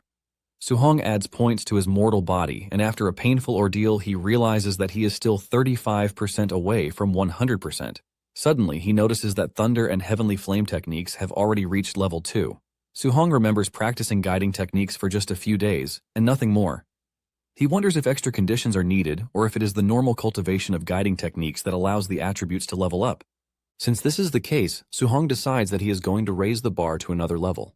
The next day at dawn, Suhong had managed to reach level 3 on both attributes. In fact, his vital blood technique also increased by 3 points. When Suhong finally prepares to leave, his aunt urges him to stay safe, and even rush home if things get too dangerous. However, the uncle believes that Suhong has what it takes to be successful, and he tells Suhong to go to the training camp to be the first among all. After he is gone, Suhong's uncle finally shows just how worried he is, but was trying to act all tough. Moments later, Wu pulls up beside Suhong, telling him to get into the car. Suhong obliges and places his spear in the back of the beautiful red convertible car. Wu cuts through the highway at incredible speed, and Suhong asks her why she wants to see him. Wu then tells him that there are certain things that she has to warn him about concerning the training camp. Wu mentions that as president of the association, there is some participants' information that she has access to. She reveals that there are martial practitioners who are already on the verge of Tier 2 among the participants. She mentions that there are several monsters in the training camp, and the weakest techniques that they master are B-rank techniques. When Suhong hears this, he gets even more excited instead of scared because he can learn B-rank techniques quickly. Wu admits that Suhong is the strongest she's seen when it comes to talent, but she lets him know that he doesn't have the same level of resources as those he is going to meet in the training camp. She urges him to suppress the challenges and setbacks he faces in the training camp because he is talented enough to do this. Suhong thanks Wu for the advice, and Wu is basically impressed that Suhong is staying so calm, even though he knows that he is going to a dangerous place. Later on, the 3 participants from Star City High are seen traveling in a vehicle alongside the principal, and they are heading to the Tianlin mountain range. Chen expresses his concern about the training camp being located in the mountain range, but the principal urges him not to worry, saying a grandmaster is overseeing the camp so no beast will touch them. Apparently, the mountain range is connected to other cities, and there are monsters that are as strong as rank 7 grandmasters residing there. Basically, the beasts are always going at each other, and they are far more ferocious than beasts found elsewhere. Even a rank 2 martial artist would not want to carelessly set foot into the mountain range. As they drive through the road leading to the camp, the students can feel strange presences watching them, and they are not wrong because monsters are everywhere. Even though the competition is going to be tough, Suhong finds himself liking the whole idea of it. Upon arriving at the meeting point, they realize that several other students are already present. The students stare at them like vampires, and when Suhong realizes that his colleagues are about to be intimidated, he takes the lead and tells them to follow him. They confidently walk over to the temporary camp, and the official tells them that they have to wait there until everyone arrives.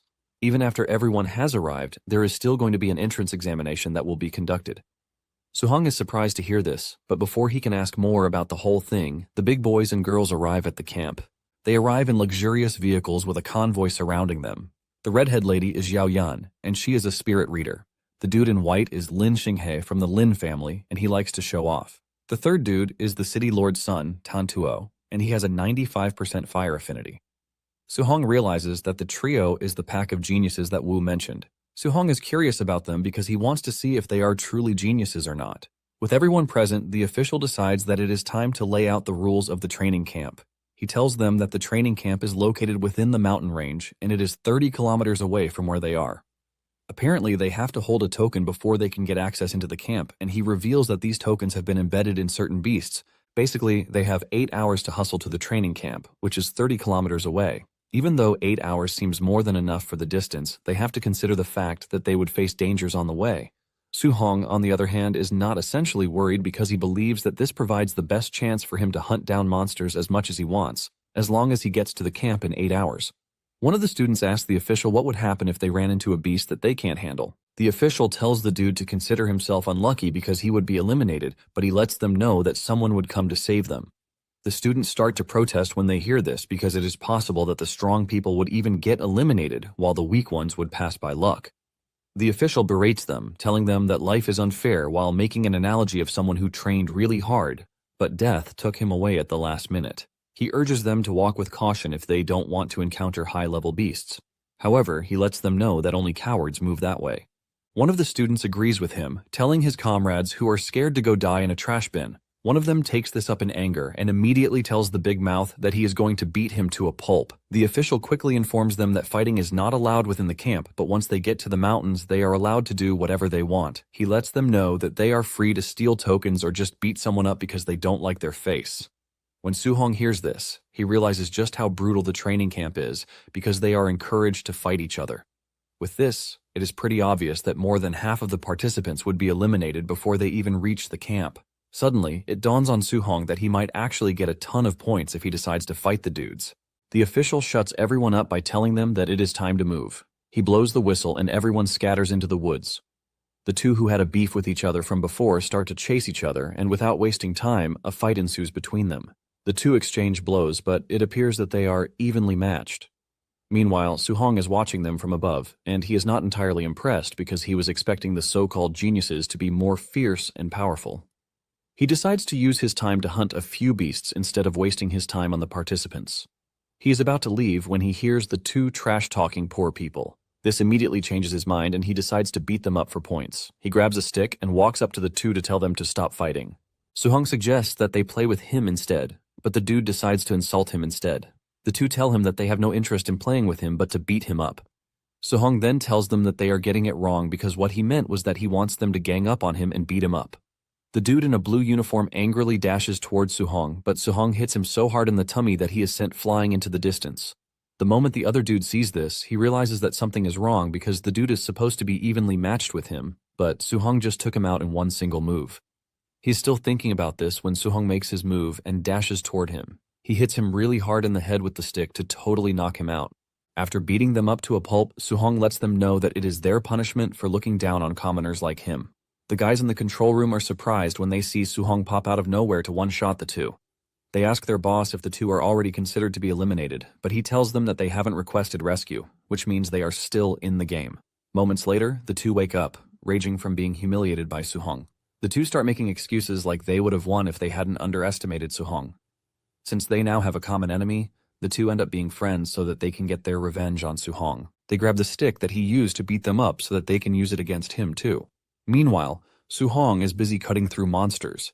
He runs into a bunch of wild boars that move aggressively in packs, and the moment they sight him, they dash towards him. However, Suhong easily cuts them down in one strike.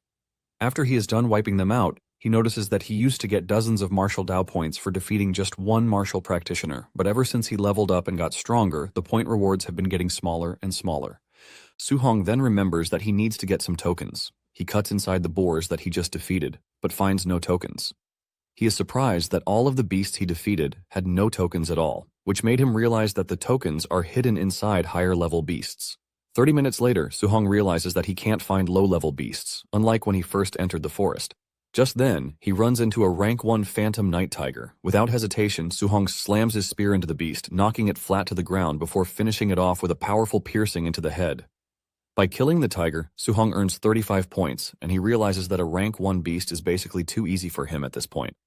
However, he can only hope that the tiger has a token hidden inside it. After rummaging through the beast's insides, Suhong finally finds a token, which confirms that the tokens are hidden inside high-level beasts. Since it took him 3 hours to run into a high-level beast, Suhong concludes that the deeper he goes into the mountain, the higher the beast's rank. At the same time, there are a few of them. Suhong figures out that earning low-level monsters will give him more points because there are a lot of them to hunt. Suhong basically switches to a quantity over quality situation, and since there are 5 hours left in the assessment, he decides to max out his mortal body progress. Suhong takes his hunting seriously as he ravages the forest, rooting out monsters like weeds. He fights a bulk load of monsters before finally running into a bear, which is a high-level beast, but he also defeats this monster relatively easily. He punches the bear into a tree before going after it like a maniac. All the beast sees is a scary man charging at him with an unforgivable punch. The punch is so powerful that it takes the life of the bear and even destroys the tree behind it. Suhong is pleased with his progress so far because after raising his mortal body to 60%, he can now kill a rank 1 mid-stage beast, relying solely on his physical strength. He notices that he has earned 254 martial Dao points already, which means he can max out his mortal body progress with 100 more points. Realizing that he has 3 hours left, Suhong decides to gather as many points as he can. Suddenly, he hears a strange noise in the distance, and this catches his attention. Suddenly, a giant golden beast appears right above him, leaving him to wonder what sort of beast it is. He has a faint idea of what beast it might be, and it is the legendary Golden Rock Beast King. He is staring the beast in the face when it unleashes its aura. Suhong is forced to hold onto his sword while his legs tremble just to make sure he doesn't get flung away by the shockwave coming from the beast flapping his aura. Suhong is forced to leap behind a rock just to escape the beast's terrifying aura. This immediately tells Suhong that he is still really weak because in recent times he's been cocky about his strength. However, this has given him a reality check because in front of the real deal, he is nothing but an ant. Suddenly, he notices a ball of light in the distance, and this light appears to be human. This human is a rank 7 Grandmaster, and his name is Qin Tianli. Qin tells the beast that he would like to borrow his territory in the meantime so he can leave. The beast replies, telling Qin that he never said he could use his territory in the first place. Since he is acting all tough, Qin tells the beast that he is just going to have to beat him into submission. Qin dashes toward the beast and punches him so hard that he screams out in pain, but the Grandmaster tells him to shut his mouth because he is not yet done with him. Qin delivers several painful blows to the beast's body to show him who is the boss. After he has beaten the beast to his satisfaction, Qin tells the bird to make himself scarce, because he would not like to repeat his words. He tells the Beast King to vanish that instant because he is now taking over his land. The Beast King ends up running off, while threatening a rematch, but Qin tells the beast to stop yapping. Qin then uses his overwhelming aura to communicate to the applicants, introducing himself, while also revealing that he is in charge of the assessment. He assures them that they have nothing to worry about because he is going to protect them. Seeing just how powerful Qin is, Suhong immediately raises his standard. Moments later, Qin returns to the camp, where the rest of the instructors are waiting to welcome him. They commend the Grandmaster for being so powerful that he beats up the Golden Rock Beast King, which is known for its formidable physical strength, into submission. Qin tells the group to stop flattering him and just come with him to the control room to see those who withstood the beast's aura. Upon entering the control room, they watch a playback of what happened when the beast unleashed its aura. Qin realizes that Tantuo was able to withstand the aura by maintaining his ground. Qin asks for his details, and one of the instructors reads out Tantuo's file. Qin is surprised to learn that Tantuo is the son of the city's lord who is always birthing trash. Qin cannot believe that the dude finally got to give birth to a talented kid in the long run. Singi, on the other hand, used his impressive footwork to escape the beast's aura, and according to reports, he has 96% affinity for the wind attribute. And for Zhao, who is a telekinetic user, she is able to withstand the beast's aura with her mental powers. After watching the trio, Qin realizes that they have incredible talents, but he wants to know if there is anyone else who has withstood the beast's aura. His assistant starts calling out names of those who actually managed to withstand the aura. After a long, boring list, the assistant tells Qin that the people she just mentioned all have Tier 1 strength, which is why they didn't lose consciousness against the beast's aura. Qin is not entirely impressed since they are all from major families. He wants to know if there is anyone from a normal background who managed to withstand the beast's aura. His assistant tells him that the students from the regular schools are only at early stage Tier 1. She is about to start taking a deep dive into Star City High when Qin stops her, telling her that he's heard enough because the school doesn't really live up to its name. Suddenly, the other instructor notices Suhong on the screen, taking out monsters. He had basically just endured the beast's aura, but he still had the energy to hunt beasts. The lady instructor decides to check him out, and she suddenly freezes in fear as she mentions that Suhong is a freaking monster from Star City High. The other guy believes his colleague is overreacting, and he grabs the report from her to see what she is overreacting about. Just to look at the report, the dude suffers a brain freeze.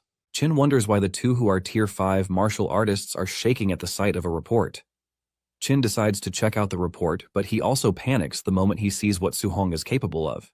In fact, he doesn't want to believe that Suhong is a freaking human at this point. Suhong basically has an affinity for all of the attributes, which makes him a different kind of monster entirely. In the report recommendation, everything Suhong is capable of is included, and it is also noted that he is currently cultivating all 7 attributes. Excitement grips Qin because he wasn't expecting a talent like this to emerge from a rural area. Qin screams out in excitement, saying they have just hit the jackpot of the millennium. Just then, he mentions something that is totally weird. He points out that Suhong's vitality is only 120 points, and for his talent, it is quite weird.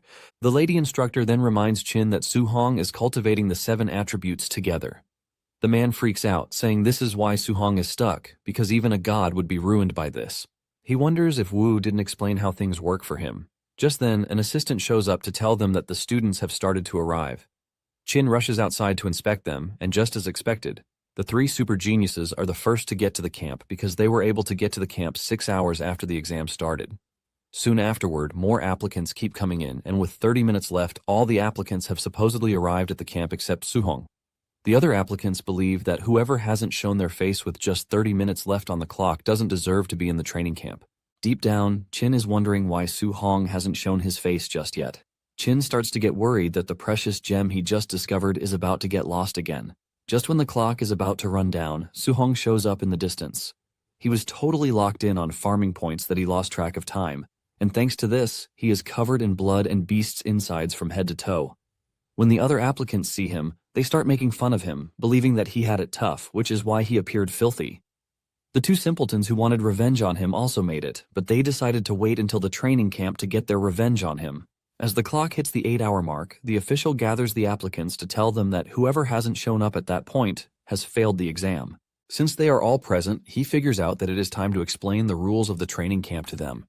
He reveals that there are several major facilities in the training camp, which are the gravity training room, the footwork training room, the beast combat, and the martial arts pavilion. He reveals that in the martial arts pavilion, one can exchange for martial arts, footwork techniques, pills, and weapons up to A rank. When Su-hong hears this, he concludes that coming to the training camp is actually the right choice. However, using any of these services requires them to spend their contribution points, which can only be earned one way. The only way to earn these contribution points is to pass the various training courses, and passing them with flying colors will earn extra rewards. Since it is already getting late, the official tells them that they are free to go and sleep, but they can also go train if they want. He tells the injured students to follow him to the dormitories, and Su-hong heads to the dormitory. Su-hong enters his room, and he is pleased to find out that it is a single room, which means he has his privacy with no one watching him as he cultivates. Su-hong then gets on the bed as he prepares to max out his mortal body, since he now has enough martial points to do so. Su-hong inputs all of the points into the slot, and this generates a lot of heat that almost turns him into lava, but in the end, he gets a successful evolution. Su-hong feels so much power running through his body, but he manages to block it from going haywire. By the time he is done, Su-hong can feel the intensity of the power and how good it feels. He checks the status window and realizes that he has been given a strength title, which is Overlord Body. This is believed to be the strongest physique in terms of strength, but since his spirit tier is currently 0%, he is confident that it means that the technique can still be upgraded. Su-hong admits that the special physique is quite incredible, and he decides to test out just how much strength the Overlord skill has. Su-hong grabs his spear to head out to training, but to his surprise, the spear snaps from a casual snap. Su-hong sighs in pain because C-rank alloys are quite expensive, and he paid a big sum to get this. Suddenly, it dawns on him that he didn't actually buy it because he picked it up. He figures out that he would need to gather enough contribution points as soon as possible to exchange for an A-rank alloy spear. Su-hong wonders just how many kilos he would be able to handle if he wears a weighted vest to earn contribution points. Meanwhile, at the warehouse, Tantuo is moving around with a 3-ton weighted vest, and he claims that it is even light. The other applicants are left in awe as Tantu shows how impressive he is. Basically, they have all the rights to be amazed because a normal Tier 1 martial artist can handle only a few hundred kilograms. Even Xiao and Xinghe admit that Tantuo's strength is something else. Even Qin and the others who are watching from the control room are impressed by his brute strength. The lady assistant then asks Qin when they are supposed to find Su-hong to explain the dangers of cultivating the 7 attributes to him. Qin then replies that they can't be direct because geniuses are proud, and telling him directly will only backfire. Qin believes that the way forward is to use certain methods to make him realize that his path is wrong, so he can willingly give it up himself.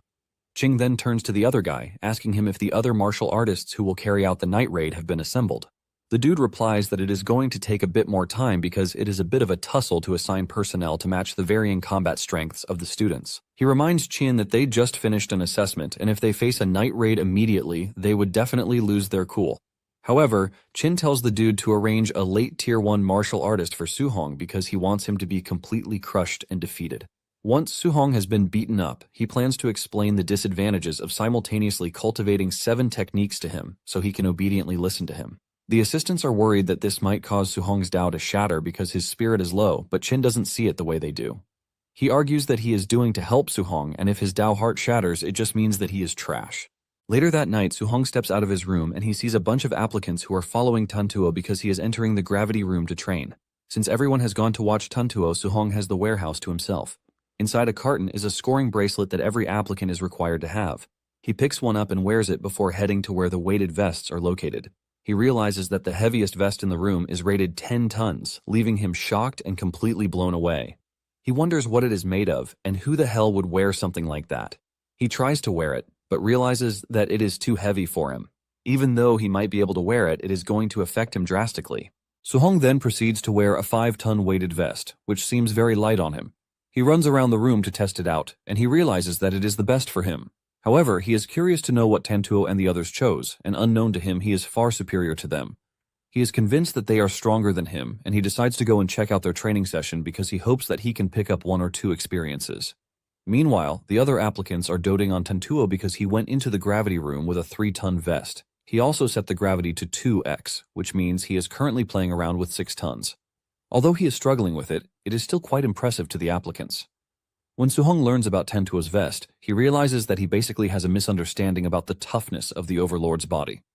Just then, Chen and Tu show up to ask Suhong why he is not entering the gravity room. The two express their worries, saying they are just going to be embarrassed if they enter because those they are competing against are insanely strong. Since they are all scared, Suhong decides to enter the room. The other applicants are surprised to see Suhong stepping into the room, and they believe that he has a loose screw in the head. Some even assume that he is not wearing a weighted vest, and this is thanks to the jacket on him. Everyone keeps saying trash about him, but he just keeps mute and heads into the gravity room. Basically, gravity rooms require a lot of money to build, which is why it is only available to noble families. Since Suhong can get his hands on one for free, he is not about to let it pass. Since he is wearing a 5-ton vest, setting the gravity to 2x will make it difficult for him because it would be 10 tons. Suhong plans to last longer in the gravity room, and he decides to set it to 1.5. Even this still feels so heavy that Suhong wants to lose his footing. He strains in pain while the other applicants make fun of him, saying he isn't wearing a vest but still set the gravity to 1.5 times. The applicants then remember that Suhong was the last to arrive that day, so they assume that he is pretty weak. Instead of running around to show off, Suhong decides to sit there and cultivate this technique under the crushing weight. 2 hours after this, he has been able to level up the other attributes except for thunder and fire. In addition, his vitality also increased from 126 to 130. Suhong is impressed by this, and he realizes the other rooms would also have something nice for them because the gravity room just gave him some points. Suhong then struggles to stand up, and when he finally stands up, the applicants who are still watching make fun of him for being so trashy. Just then, Suhong takes off his jacket because he is dying of heat, and this is when the two mocking him know that he is wearing a weighted vest. However, they still think he is a loser because there is no tag on the vest, which makes them believe that it is not more than 500 kilograms at most. Some believe that he might actually be strong, but they are convinced that he is still not as strong as Tantuo. Not long after this, Tantuo steps out of the gravity room, and the applicants flock over to him to worship him. Tantuo walks out, totally exhausted from the 2 hours he spent inside the gravity room. Tantuo then drops the weighted vest, and he flexes his body muscles to the applicants watching. Singhi then walks over to Tantuo, admitting that he is number 1 when it comes to pure strength, but urges him to come to the agility room where he can show him who the boss is. Tantuo admits that he has nothing to stand against Singhi when it comes to agility, and this is thanks to his wind attribute. Suhong hears them talk about A-rank movement techniques, and he decides to go check Singhi out. Suhong then joins the others to watch Singhi display his A-rank movement technique, Flying Swan Cloud. In fact, they are more blown away that Singhi set the difficulty to the max. The way he is moving with the technique leaves the applicants in awe. Singhi is so fluid with the technique that petals even sprang out of nowhere. Suhong, on the other hand, immediately registers the technique in his archive. Without wasting time, he starts to follow the movement, and when the applicants see this, they start to mock him, asking him what he thinks he is doing. They tease Suhong, telling him that there is no way he can learn the flying swan technique just by looking at it. Suhong ignores them and continues practicing his movement, and while he is doing this, his mastery level keeps increasing. In no time, the system informs him that he has learned the technique, so he has officially entered the beginner stage. Suhong is glad that he finally learned an A-rank technique. However, he has to admit that the technique is too flashy, which makes it embarrassing to carry out. Since he has never seen the normal version before, he can only copy what Singhi displayed. Suhong then returns to reality, and since he has learned the technique, he figures out that there is no need for him to enter the agility room. Suhong thinks of heading to the fierce beast room to hunt beasts, so he can earn martial arts points to boost his vitality. Just then, Suhong notices that the applicants are staring at him. He turns around to hear them talk about how super flashy his moves are, and this is when he realizes that he might have actually done the technique in the same flashy way as Singhi. Suhong immediately dashes off because he realizes that Singhi can't be his mentor when it comes to movement techniques. As he leaves the scene, he notices that someone might be following him, and he turns out to be right because the two Vendetta twins are still looking to teach him a lesson. Since he is heading to the fierce beast room, they plan to block the door and beat the crap out of him when he comes out. At the same time, Xiao and Tantuo appear to be challenging each other on who can kill the most beasts. Su-hong arrives there to find the two arguing, and since he has never seen a telekinesis user fight before, he decides to take a look before going to hunt his own fierce beasts. Xiao steps into the room, and to Su-hong's shock, she starts to float in the air. Since it is only a method that grandmasters possess, Su-hong realizes that being able to do this is due to the fact that she is a psychokinetic.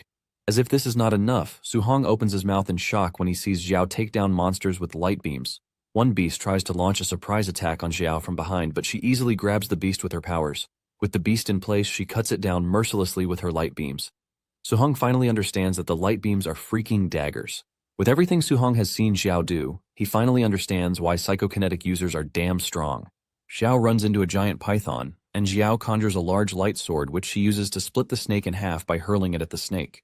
This further leaves a mark of shock on Su-hong because he doesn't remember the girl holding a weapon before. In addition, he knows that such a big weapon would weigh a lot, which means she is able to do this because psychokinetics are crazy humans.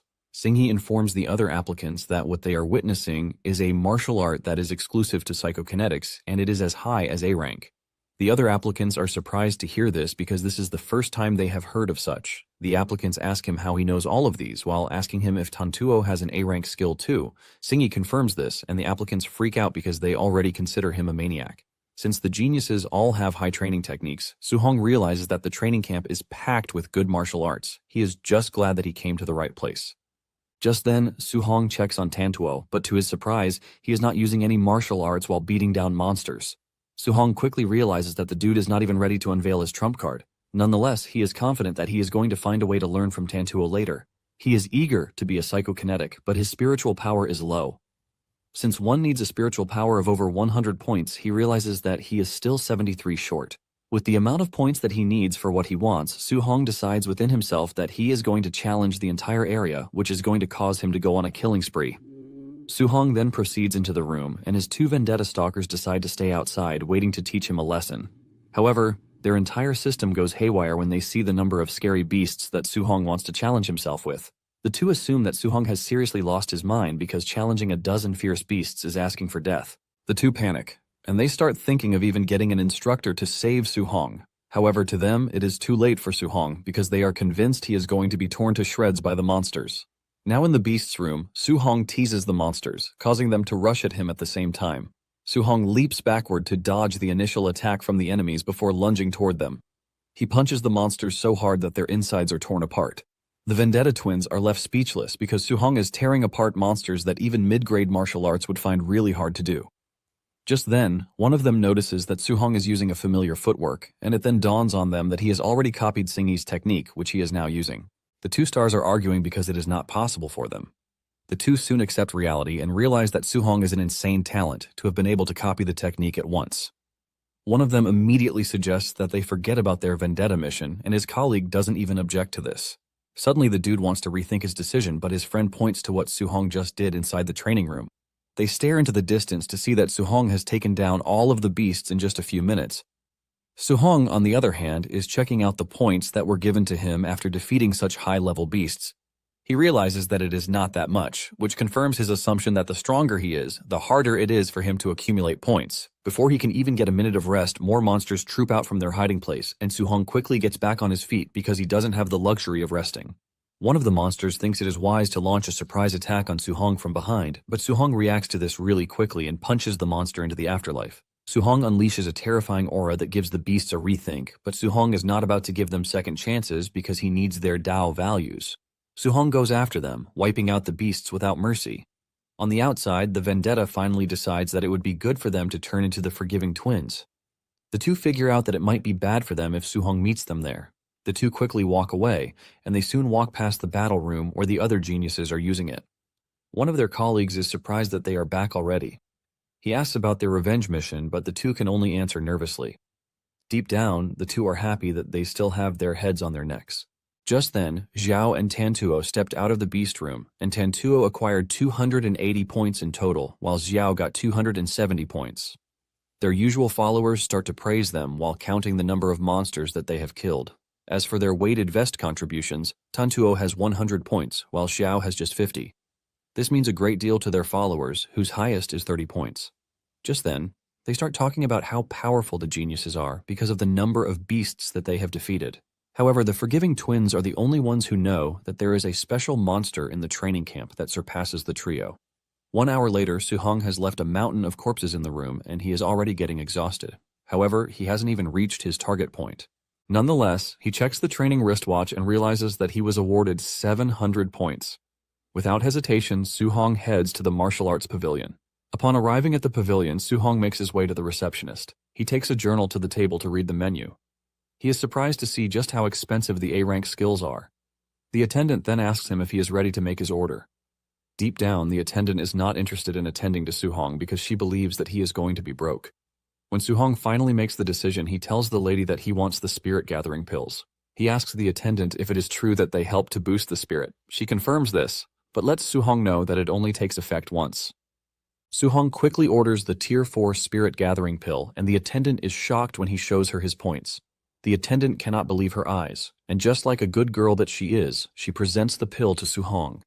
Suhong thanks the lady and asks her if she has any alloy spears that he can buy. Suhong ends up exhausting all of his points when he buys the bears. It turns out that the one Suhong bought is the C-rank fire dual attribute spear. Suhong then realizes that his stats have improved a bit, but he still needs Dao points for what he plans to do. Suhong then opens the box given to him by the attendant to take out the pill sitting inside. He swallows the pill and in no time he feels the changes in his body. With determination, he reveals that he is going to become a spirit master. With the pill's effect kicking into place, Suhong can feel all the exhausted nerves in his body get soothed. In addition, his mind has become really clear, giving him the ability to sense everything going on around him. By the time the pill is done with its work, Suhong is surprised to see that it actually boosted his spiritual power by 24 points.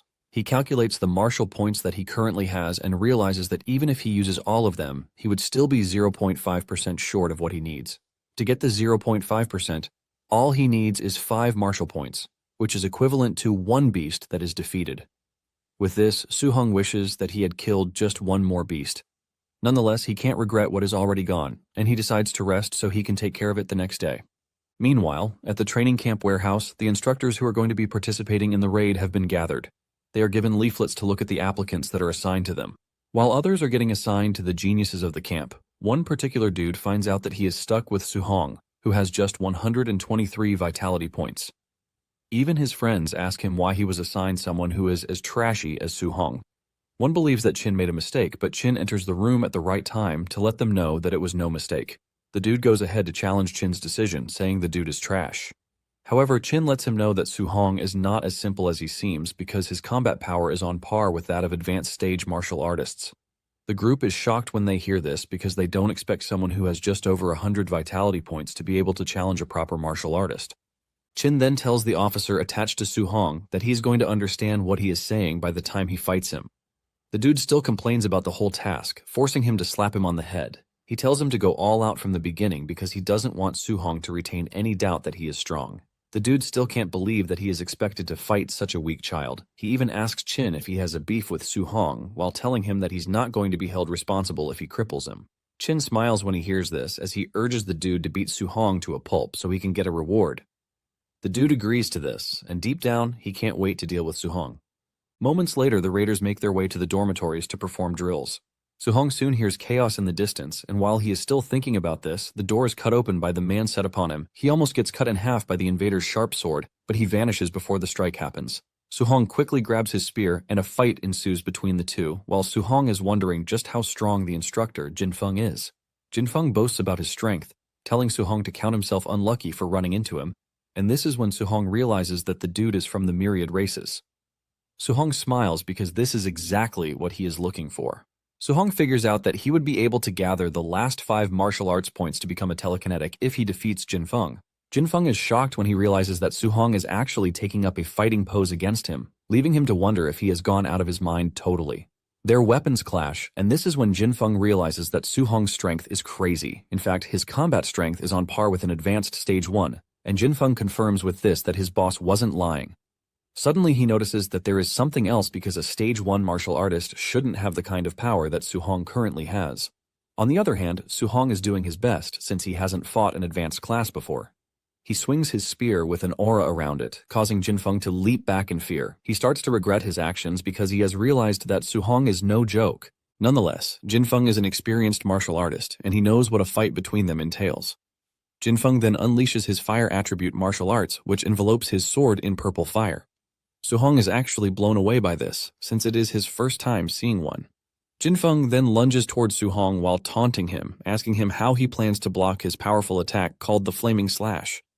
Unknown to him, Su-hong has his own idea, and he covers himself in lightning before blocking Jinfeng's attack, knocking him backwards.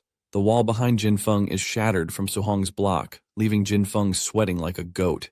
He can't believe that Su-hong just blocked his fire martial art by externalizing lightning, and this is when he admits that Su-hong is a terrifying, talented kid. However, he still teases him, telling him that it appears that he is bad when it comes to lightning attribute spearmanship because he wouldn't have been able to easily defeat him.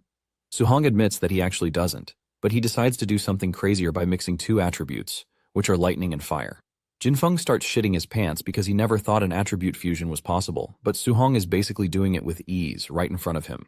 Jinfeng is left totally stunned because he has always believed that attribute fusion is nothing but a myth. He is still panicking when Su-hong leaps toward him with a powerful attack, and Jinfeng tries to uphold his honor by launching a counterstrike. However, Su-hong's power easily overwhelms him and knocks him through the wall, sending him crashing to the ground. Since he has just defeated Jinfeng, Su-hong is given 7 points, and Su-hong smiles because Jinfeng just gifted him the points he needs to advance to a telekinetic. Some seconds earlier, Qin and the lady martial artist are outside the dorm, waiting for a report. Qin believes that Su-hong should be getting a beating of his life already, and after this he would be able to persuade him to stop pursuing multiple guiding techniques to focus on one. This is when Jinfeng is sent through the wall and he crashes right in front of the Grandmaster. He is knocked out totally, and his face is battered from excessive beating. The lady and the Grandmaster are left in complete shock because Su-hong just defeated Jinfeng with ease. At the same time, the three geniuses defeated their opponents, sending them crashing through the wall just like Su-hong did. The trio steps out of the broken wall, telling the Grandmaster that he should have sent stronger opponents because these ones are freaking weak. Tantuo then notices that there are 4 defeated instructors on the ground, and the person who defeated the 4th one even finished faster than them. Xinghe assumes that Jinfeng is weak, which is why he lost to his opponent. However, the lady martial artist knows that Jinfeng is actually the strongest among these 4. Qin is not surprised by the 3 geniuses pulling off a win, but he knows that Su-hong is an early-stage rank 1 martial artist, which means facing a tier 2 opponent should be tough, but he even finished faster than the 3 geniuses. He wonders how he could have done it, and suddenly, an official comes running over to tell Qin that something has just happened. Qin assumes that a student was killed, and he tells the dude that it is quite usual. However, the official tells Qin that it is about Su-hong using attribute fusion when he was fighting Jinfeng. Qin initially counts this as nothing serious, but the moment it rings in his brain, he grabs the official, asking him if he is serious. The dude reveals that Su-hong actually used thunder and fire to defeat Jinfeng. The dude mentions that it is something he saw on the screen, but he is free to ask Jinfeng if he thinks he is lying. Jinfeng manages to come back to life to tell Qin that Su-hong really used attribute fusion. The Grandmaster freaks out again, as he reveals that the only genius in the world who was able to carry out attribute fusion actually spent 12 years on it, but Su-hong has been practicing this just for a month. The Grandmaster starts feeling hyper about the whole thing, and he boasts about how Su-hong is a celestial prodigy that descended to Earth in human form. The lady then asks Qin if attribute fusion is really powerful, as he is saying it. Qin then explains to her that the first person to do it was able to suppress 2 Tier 2 fighters while he was still in Tier 1. The lady then asks why it is not talked about enough, and Qin mentions that research shows that carrying out the technique is extremely difficult, and it also carries a risk of crippling one's cultivation. He tells them that it is basically useless because one would be stuck in Tier 1 for life. However, he is blown away by how Su-hong was able to succeed in just 1 month, which shows just how crazy his level of comprehension is. In fact, he possesses all of the attributes, which means it would be overwhelming if he could combine all of them. He believes that Su-hong has what it takes to suppress the emperors of the myriad races with a single strike. His assistants tell him to chill out because he is already over-exaggerating the whole thing, because fusing 2 is difficult as it is. Just then, Qin tells the 2 to pardon his initial excitement and says he can't allow Su-hong to cultivate all 7 because he would be stuck at a 3-attribute fusion, which would be bad. Just then, the dude mentions that Su-hong was able to overwhelm Jinfeng with his overwhelming strength, and the Grandmaster berates him for not mentioning something that important earlier on. The trio is left in shock because Su-hong has just over 100 vital blood points, but he was able to overwhelm Jinfeng, who has 500. Qin then tells them that Su-hong's physique might be something legendary, and he decides that a sparring match is going to be held the next day because he wants a full assessment of Su-hong's combat strength and vital blood. He tells the 2 to bring the geniuses, Tantuo and the rest, to fight Su-hong because he wants to see what would happen when a freak like Su-hong clashes with the top geniuses of the training camp. Guys, that's the end of the video. If you like this video, please leave a comment in the comment section. Also subscribe to the channel and hit the bell icon. Like the video and share it too. Thank you for watching and see you next time again.